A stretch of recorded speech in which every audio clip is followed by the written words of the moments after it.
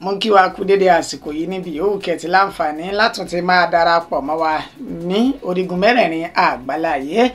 ojú tẹ́ fún wòwá ojú náà ò ní fọ́, etí tẹ́ fi gbọ́ wa etí náà ò ní di láṣẹ lọ́wọ́ Elédùmarè. bó ṣe jẹ́ wípé ìròyìn náà la yàn láàyò tó jẹ wá lógún jùlọ lórí ìkànnì Arólé Bàbá 1010 TV2 tá a wà yìí, níbi tó ṣe wípé ibẹ̀ náà láti mú àjà balẹ̀ àwọn ìròyìn lọ́lọ́kan òjọ̀kan, àwọn ìròyìn tó ṣe ní kàyéfì, àwọn ìròyìn tó ṣe wípé tójúbọlé ẹ̀rànúrù òun náà láyà nídìí rẹ̀.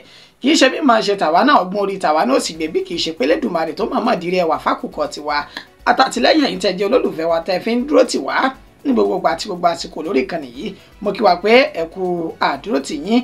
orúkọ ẹni tó mú ròyìn wá ẹ ti mọ̀ pé ò ní yí padà, àyànfẹ́ Elédùmarè ló kọ ti tèmi ń jẹ́ ẹjẹ́ àmọ́ sísọ lójú eegun kókó onú ròyìn ṣáájú ẹ̀kúnrẹ́rẹ́ rẹ̀ báyìí. èmi ò jẹ̀bi rárá o lórí ẹ̀sùn tẹ́ fi kàn mí, Sowore ló fún un léde níwájú adájọ́ l'Àbújá. orí kó ènìyàn 53 yọ kúrò lọ́wọ́ ikú òjijì lẹ́yìn tí ọkọ̀ ojú òfurufú Max tó yọnu lórí ìrìn ní ìpínlẹ̀ Kano.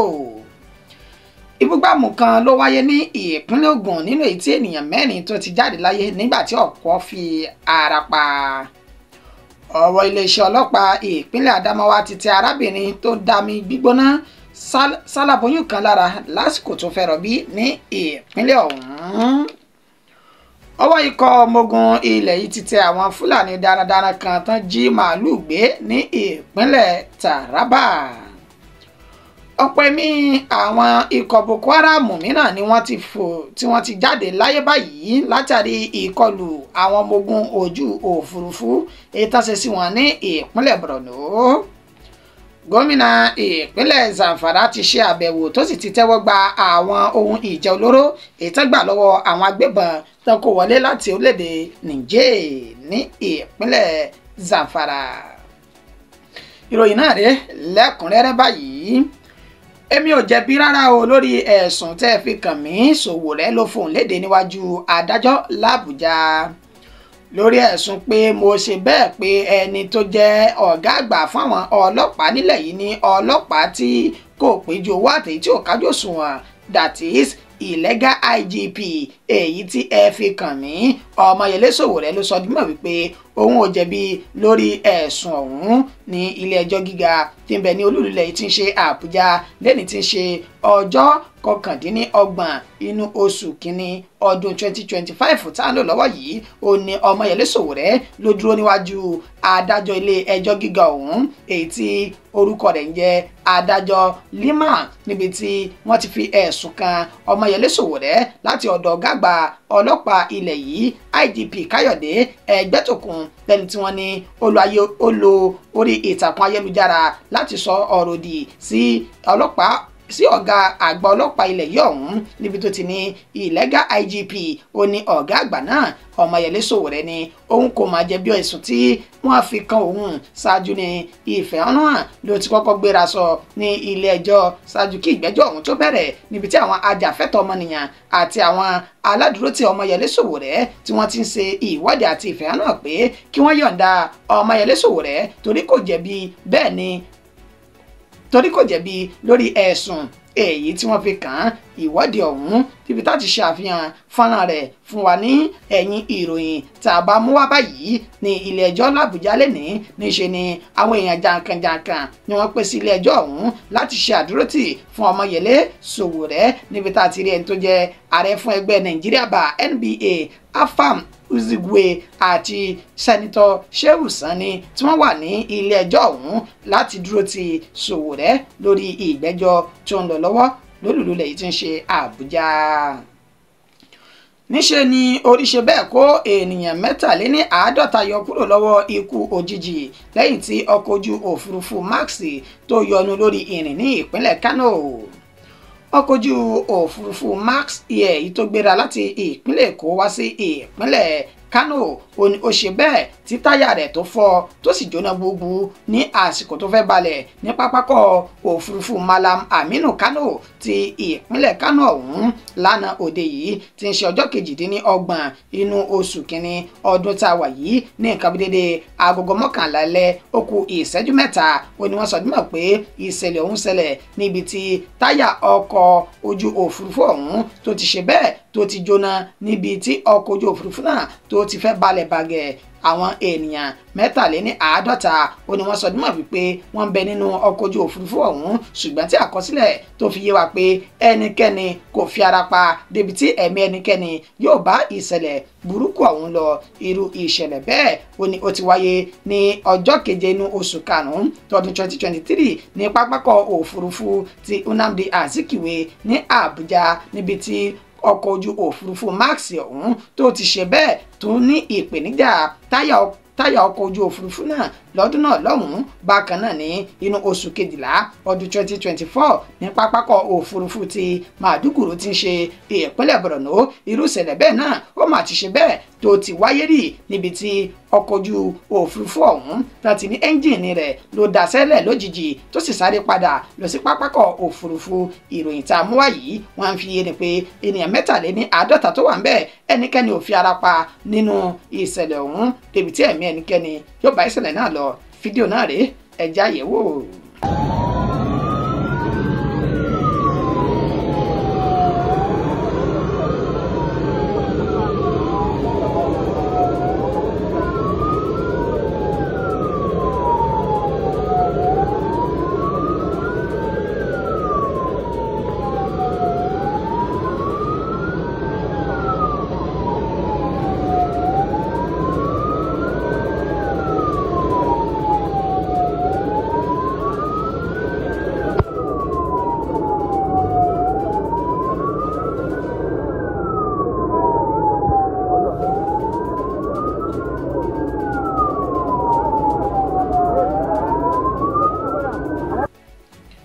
Ẹ káàbọ̀ padà. Ìbúgbàmù kan tó wáyé ní ìpínlẹ̀ Ògùn ni ó ti rán ènìyàn 4 lọ sí àjò àrèmábọ̀ báyìí nígbà tí ọ̀pọ̀ míì tí wọ́n fi ara pa ní agbègbè Sábó Owódé ìjọba ìbílẹ̀ Gúúsù Yewa ní ìpínlẹ̀ Ògùn. Ó ní ìṣẹ̀lẹ̀ ọ̀hún ni ó ti wáyé pẹ̀lú bọ́n ti sọ dímọ̀ wípé àwọn tí wọ́n jẹ́ àṣàbólà tá a tún pè ní àṣàlù ó ní wọ́n ní wọ́n náà wà nídìí ìbúgbàmù iná ọ̀hún tó fi wáyé.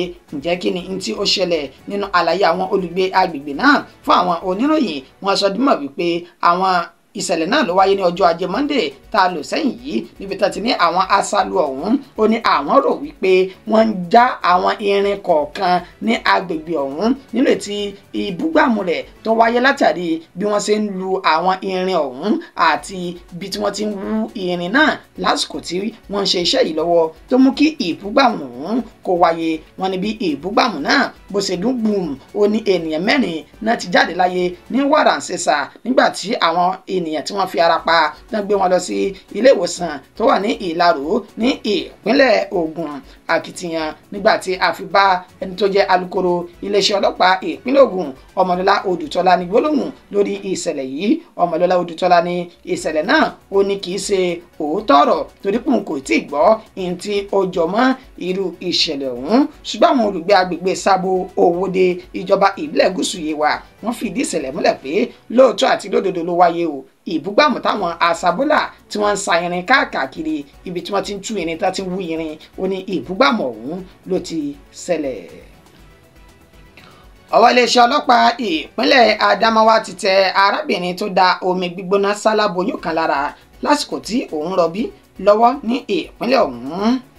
Arábìnrin tí wọ́n pe orúkọ rẹ̀ ní Jamila Ishaku ẹni 20 ọdún olómàṣe bẹ́ẹ̀ da omi gbígbóná sí àna rẹ̀ lára lásìkò tí àna rẹ̀ náà tó fẹ́ rọbí èyún ní agbègbè tó pè ní Dúbèlì ìjọba ìbílẹ̀ Àríwá Yólà ní ìpínlẹ̀ Adamawa ọ̀hún. Nínú àlàyé Sulaiman Nguroje alukoro iléeṣẹ́ ọlọ́pàá ìpínlẹ̀ ọ̀hún nínú ètò ṣe fáwọn oníròyìn ó sọ dímọ̀ pé lóòótọ́ àti lódodo ní ìṣẹ̀lẹ̀ náà ṣẹlẹ̀ ní èyí tí wọ́n ti fi páńpẹ́ òfin mú Jamila Ishaku lẹ́ni tó ṣe ní àlàyé pé ẹ dákun ẹ foríjì mí níṣe ni inú sí òun bí lásìkò táwọn jọ ní èdè àìyedè láàrin ara wọn èyí tó sì mú kí inú bí tó fi lọ rè gbé omi gbígbóná tó dà sí aláboyún náà lára lásìkò tó fẹ́ rọbí ẹni tó jẹ́ ọkọ aláboyún ọ̀hún Gambo Dairu òní ó mọ̀ ti bú gbàgàdà tó ti bú gbàgàdà sẹ́kún báyìí lẹ́ni tó ń rawọ́ ẹ̀bẹ̀ sí ìjọba ìpínlẹ̀ ọ̀hún wípé ẹ dákun ẹ dábọ̀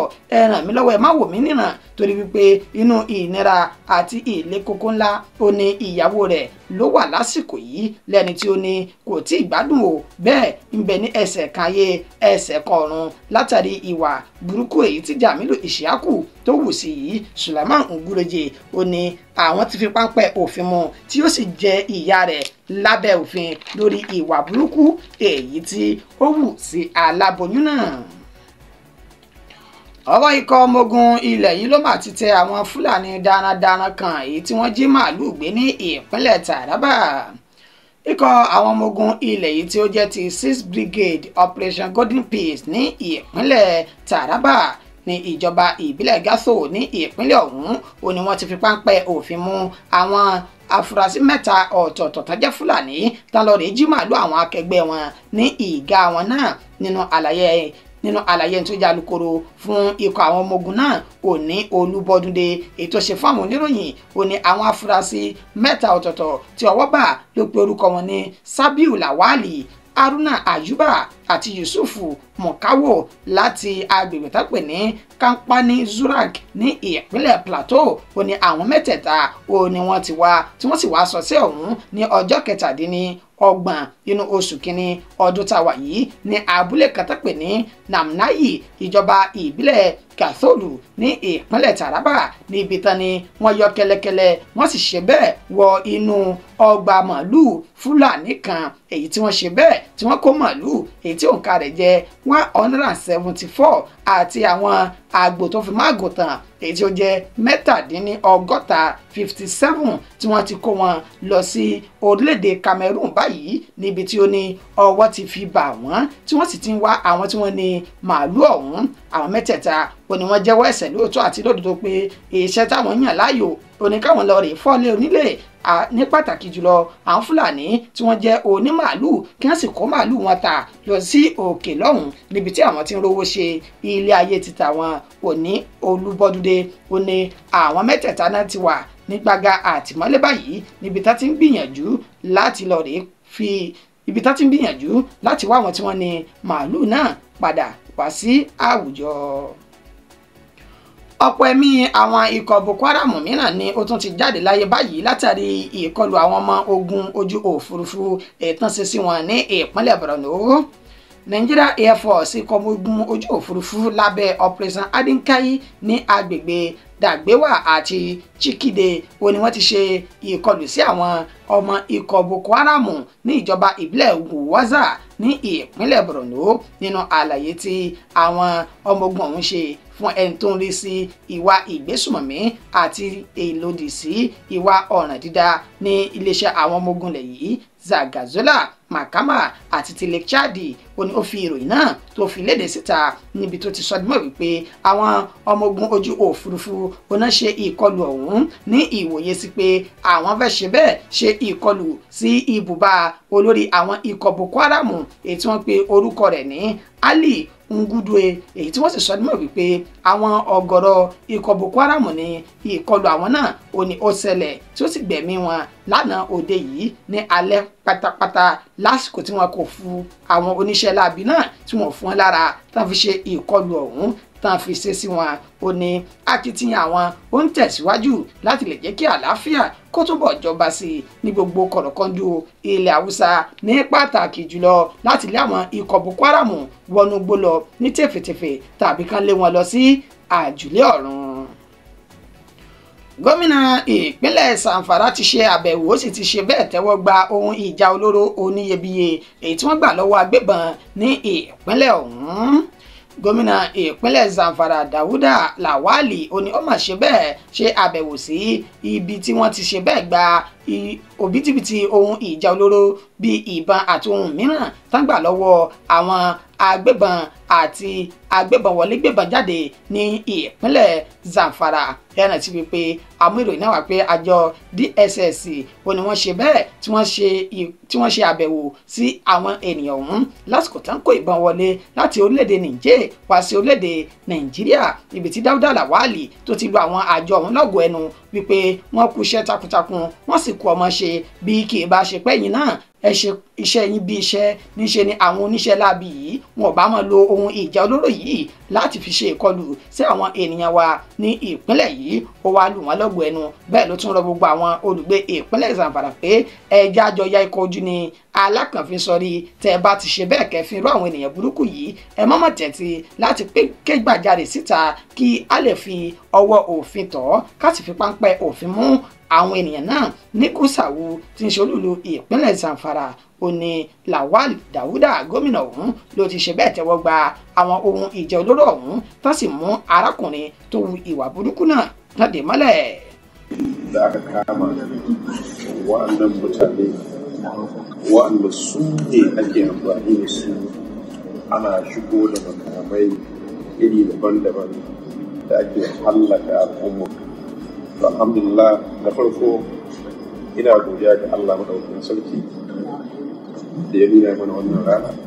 Na biyu ina ƙara godiya ga duka jami'an tsaronmu da suke bakin ƙoƙarin su tabbatar da cewa duk irin waɗannan mutane da suka mana illa a wannan jiha tamu Allah ya tuna musu asiri kuma suna shigowa.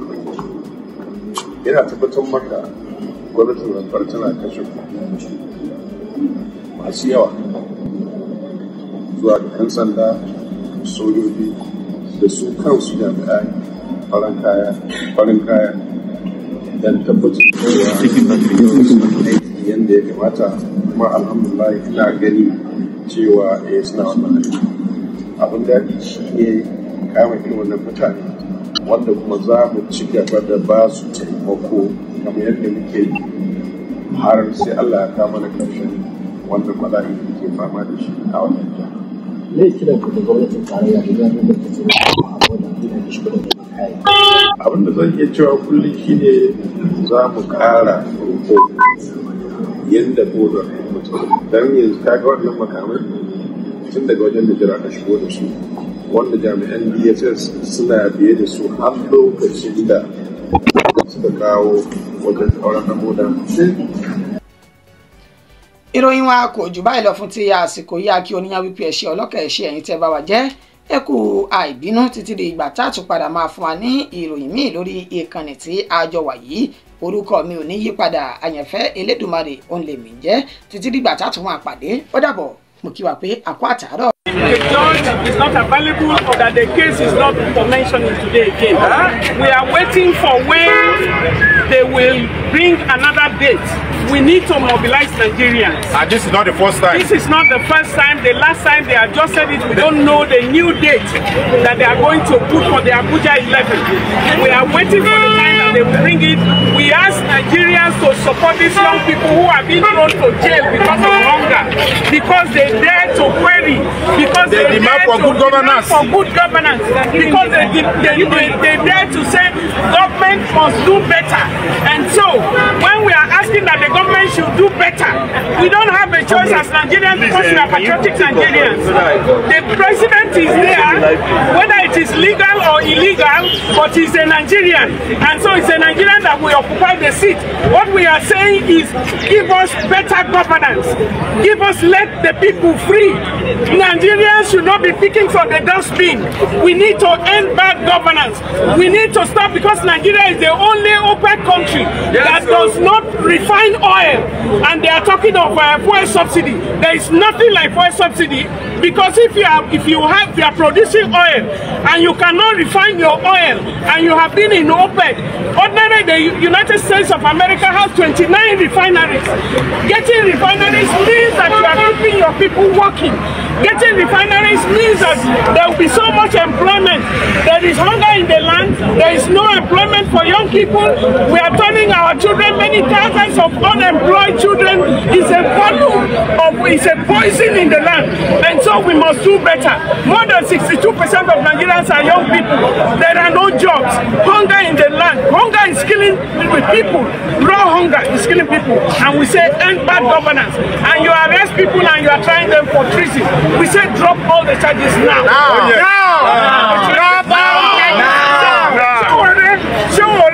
Just because he's asking for the right thing, he's also under arrest. He's on trial now, and we say drop the charges against him now. Drop the charges against him now. We have our police in Kaduna who were detained for 10 weeks by DSS. We have police in Kano who were detained. We have police in Lagos. So police everywhere. We say end bad governance. The police are children of women. And as a woman, I say stop suffering our children.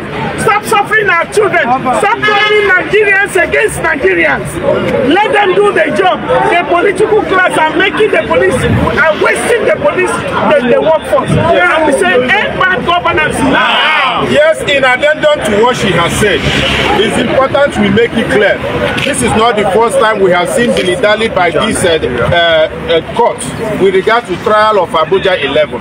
And this is not the first time they are joining without giving us a definite answer. We say all charges against all protesters, not just Abuja 11, anywhere in the country should be dropped. Just like we have the case of Kano State Chief Judge, CJ, you know, dropping all the charges in Kano State. We want to use the opportunity to appeal to the Minister of Justice to drop all charges against and bad governance protesters, especially Abuja 11. Yes, in addendum to that, the trial of Sowore should be dropped. All charges against him now. We are demanding that the Inspector General of Police, whose tenure has expired, should leave the office so that there will be promotion in the police force. Yes. His continuous staying there will stop promotion of those that have due for promotion. He should leave the seat. He has served for 35 years, so others can grow in that profession. So that we can have a good policing system. This is our demand. And bad governance now. In the case of Dele Faroti,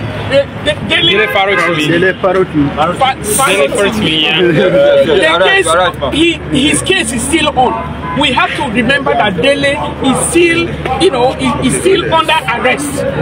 He is released, but the case has not been dropped. We are asking whoever dares to say, Nigerians, wake up, because your country is going down. That case should be dropped. It should be dropped totally. Suppression of voices be dropped. Should be dropped. This is a democracy, not a military government. Even the military, they were not shooting us, but we are under democracy without democracy.